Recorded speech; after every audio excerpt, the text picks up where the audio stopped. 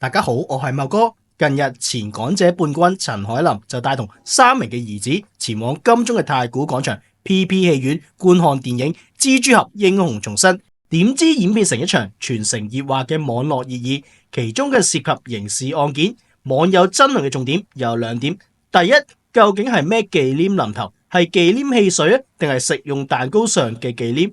無論屬邊一種，都唔應該用忌廉淋頭。呢個是非黑白非常清楚，討論嘅空間並唔大。但午後今日想討論嘅係另一點，冇錯就係家教啦。事有緩急，有輕重之分。忌廉淋頭確實野蠻，但心理陰影係咪跟一世呢？嚴重程度究竟係大聲交談、嬉笑同尖叫、嘈足全程咁睇戲呢種同跟一世嘅家教嚴重啲，定係俾人淋嚴重啲？我相信觀眾自會分別。今日午後會講下點解我覺得忌廉淋頭係一時，但家教卻係一世嘅。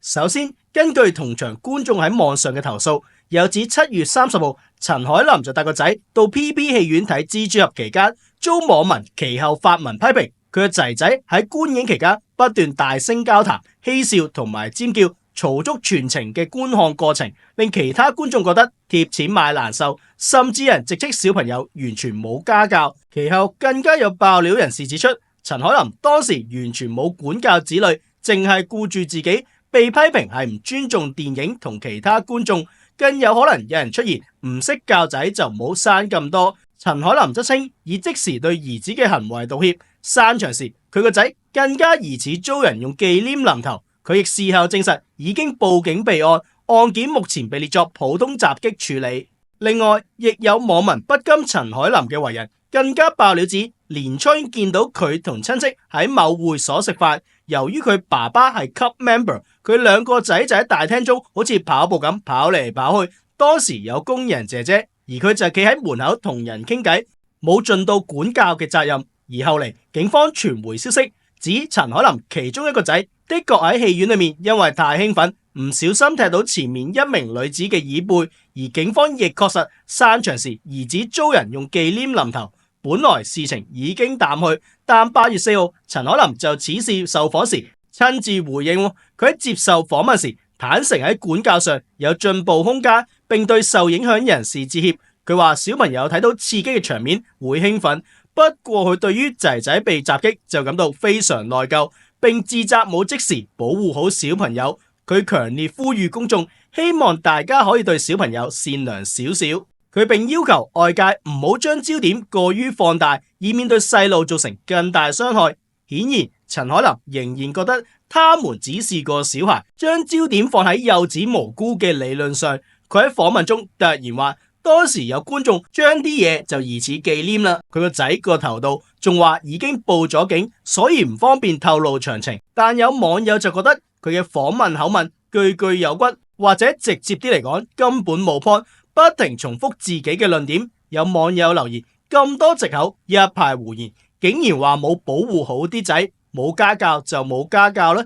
亦有網民坦言，父母有責任對小朋友做好公民教育，喺公眾場所唔好做騷擾到其他人嘅行為。亦有網友評論，大家小心將來會有3個巨嬰，6歲都仲係咁。亦有網民評論，睇戲點會唔知道唔可以嘈啊？哇，咁照咁睇，平時應該好好教養啦。太多負面嘅評論就唔盡列啦。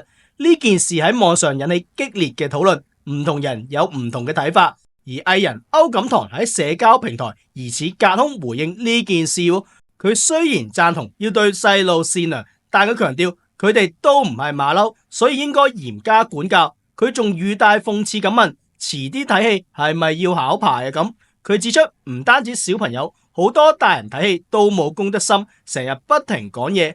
有網友就留言支持歐錦棠啦，佢認為養細路唔可以好似清遠農場啲走地雞咁樣放養，父母必須負責教導公共道德嘅知識。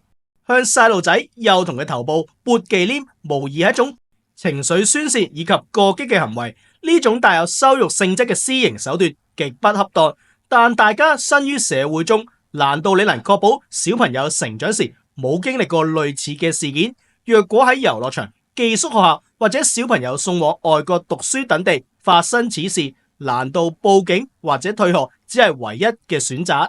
小朋友遇挫折十常八九，除咗要教導佢嘅處理方法，教導佢嘅心態更加重要。當中我哋難以否定陳凱琳喺此事之後未有教訓佢嘅小朋友，但佢嘅一句希望大家可以對小朋友善良少少，顯然認為他們只是孩子，幼子無罪。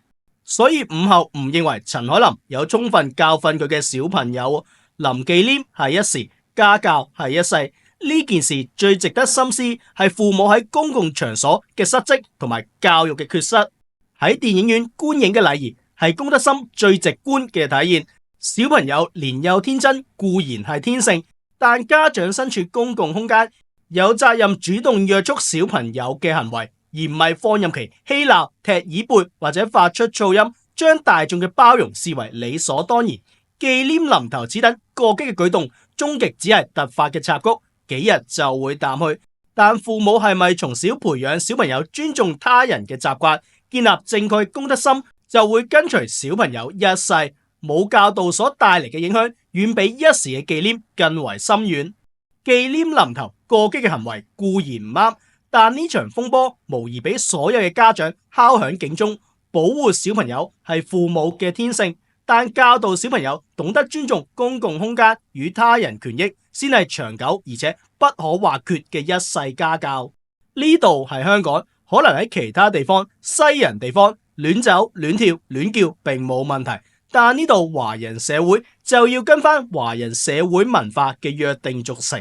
你話喺法理上紀念臨頭屬刑事罪行，但喺更深遠嘅影響層面上，午後夠膽講養不教父之過，喺10對華人父母中8對或以上會認為屬更大件事。因為當父母唔教，出嚟社會，到時俾社會嘅鐵拳教訓就更加大鑊，更加冇彎轉。而家回望陳凱琳嘅背景，2013年參選時，佢家住九龍塘獨立屋，背景已經備受關注。有指佢老豆陳桂祥喺1991年繼承遺產，接收5000幾萬嘅現金、公司資產以及多項物業，估計總值接近3億嘅港元。亦有報道指陳桂祥做石油代理生意，1988年曾經將物業轉按俾石油公司，當年已經套現20多億。無論係邊種，陳凱琳絕對係出身富貴家庭。係咪因為咁，佢一直不食人間煙火，導致佢嘅家教同一般大眾心目中嘅家教有相當嘅落差？相信聰明嘅觀眾心中自有定斷。如果中意呢條片嘅，就記得 comment、like 同埋 share 啦。仲有，若果想大力支持我哋，可以 Super Fans。多謝咁多位，尤其係會員嘅支持。